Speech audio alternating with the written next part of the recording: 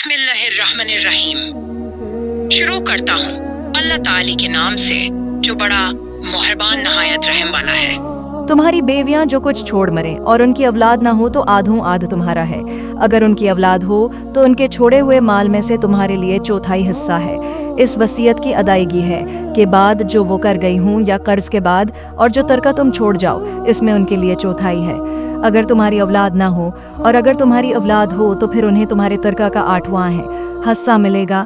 اس وصیت کے بعد جو تم کر گئے ہو اور قرض کی ادائیگی کے بعد اور جن کی میراث لی جاتی ہے وہ مرد یا عورت کا لالا ہو، یعنی اس کا باپ بیٹا نہ ہو اور اس کا ایک بھائی یا ایک بہن ہو تو ان دونوں میں سے ہر ایک کا چھٹا حصہ ہے، اور اگر اس سے زیادہ ہوں تو 1/3 میں سب شریک ہیں۔ اس وصیت کے بعد جو کی جائے اور قرض کے بعد جبکہ اوروں کا نقصان نہ کیا گیا ہو، یہ مقرر کیا ہوا اللہ تعالی کی طرف سے ہے، اور اللہ تعالی دانا ہے بردبار۔ یہ حدیں اللہ تعالیٰ کی مقرر کی ہوئی ہیں، اور جو اللہ تعالی کی اور اس کے رسول صلی اللہ علیہ وسلم کی فرمان برداری کرے گا اسے اللہ تعالیٰ جنتوں میں لے جائے گا جن کے نیچے نہریں بہہ رہی ہیں، جن میں وہ ہمیشہ رہیں گے، اور یہ بہت بڑی کامیابی ہے۔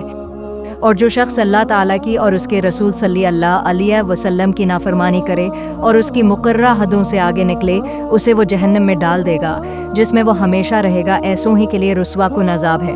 تمہاری عورتوں میں سے جو بے حیائی کا کام کریں ان پر اپنے میں سے 4 گواہ طلب کرو۔ اگر وہ گواہی دیں تو ان عورتوں کو گھروں میں قید رکھو یہاں تک کہ موت ان کی عمریں پوری کر دے یا اللہ تعالیٰ ان کے لیے کوئی اور راستہ نکالے۔